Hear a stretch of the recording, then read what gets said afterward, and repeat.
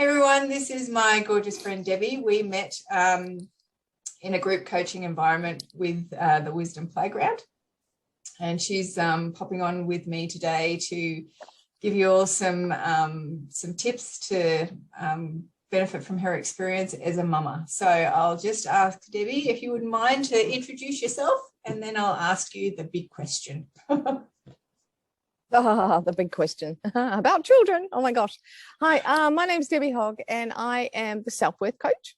I've been coaching since 2003, which has been absolutely amazing. I was Coach of the Year for Australia and New Zealand, so that was a massive honor. And yeah, it's just my passion, and I love it. And I love working with women, and I have been for a very, very long time. And I write for a children's magazine or a families magazine based on the Gold Coast. And I have been doing that for a long time. I've written life skills programs for children from the ages of about 4 to about 8. And that was quite some time ago, and on how to build their confidence, their self-esteem, how to listen, and all sorts of different things like that. So it's been a really interesting journey and a fun journey, and one as a mum, then you just keep going on for a long time. My children now are 19 and 21, and yeah, I think they've been a little bit blessed to have a mother who's a life coach. Yes, it's certainly helped them. Certainly helped them. Yeah. And I now live in Perth. I don't live on the Gold Coast anymore. I now live in Perth. So yeah, big change. Awesome. Very good. And yes. Okay, so the big question is, what 3 pieces of advice would you give a new mum today so that they can benefit from your experience? One thing I would say is it's the world's hardest job. And many other people have loads of advice. And I would say, take it in and let it go out. And whatever lands, let it land, but don't hold on to it. And stand in your power about bringing up your child the way that you want to bring up your child. And the other thing that because people love to give you advice. Many people will give you advice. The other thing is always when you talk to them, get down at their level. Because talking from, I mean, I'm short ass, and I know what it's like when, you know, you've got someone way up here talking necessarily down at you, but obviously it's going to be down at you. So I'd say get down on their level and listen with both ears. God gave us, the universe gave us, our creator gave us 2 ears and 1 mouth. Obviously, we need to do double the amount of talking, double the amount of listening than talking, and really hear them, because they have amazing things to say. They have no filters, so they will really be honest with you, and ask questions instead of, because nobody likes to be told, whether you're a little person or a big person, nobody likes to be told.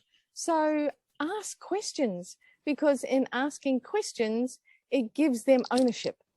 And we all know that when we come up with the idea, we take it on board. We own it. It's like, yay, let's go. Instead of somebody telling us what to do, and it's kind of half-hearted. And anyway, it's just way more empowering by asking questions. The power of questions, I'm telling you right now, will save your life. And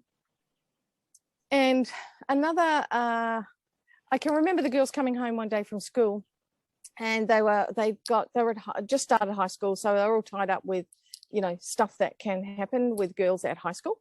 And they came on and they were talking about, you know, this person did this person did this, and we just stopped. And I said, whose business is it? Is it your business? And they both looked at me and went, no. And I said, okay, right, we don't need to talk about it. That's it.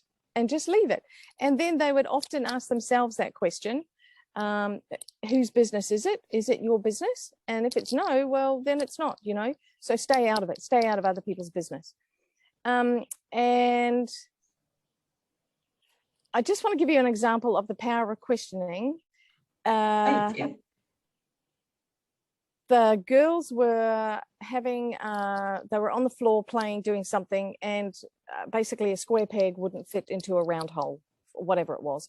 And the eldest, Gemma, she kind of lost it a little bit because it wouldn't go in the right space. And Amy, who's just a little bit younger than her, said, what would happen if you stretched your thinking? And I'm behind the counter, the bench, chopping up things, and I'm just going, yay! And that's the power of questioning. And also, it's the reason why I tell you that story is because we are their role models. They are sponges. We're their role models, and they will copy us. They will copy us to the letter, to the sound of our voice, to our questioning, to our behavior, to our everything. And we gotta do it right. Otherwise, it don't end up real good at the other end, you know. Talk to them, love them, lay down with them at night time, and give them the space in the dark to go, can I talk to you? Can I tell you about this? Can I ask you a question? And that for me has just been really powerful. And touch wood, they've all turned out great so far. But also it's been fun. You know, kind of like a mother figure. Be the mother figure, be the authority. Don't try and be the friend. You can be friends, but be the mother first. That's really important because they need us to look up to, you know, we're their leader. So anyway, that was probably more than 3. And I could go on and on and on. But it's wonderful. It's the most wonderful. I say it's the toughest job in the world. It is, but it is the most rewarding and the most funnest and the bestest and fills you with goosebumps. And then someone leaves home, and that's a bit strange. I'm only wishing them I would. Oh, well, when it gets there, you won't be wishing that anymore. No. And I suppose what we do is we, and I mean, it's great. I mean, it's great that she's left home and she's doing her own thing. And that's what we really want, isn't it? We want to give them the tools to be as independent and able as possible. So by smothering them and not allowing them to do things, it doesn't help them when it goes to leaving. Because I know that she's got it. She's rocking and rolling. She'll have stuff happen to her, as we all do. But I know that she's got the skills. Both of them do, and one of them's still at home. To cope. They know how to say no.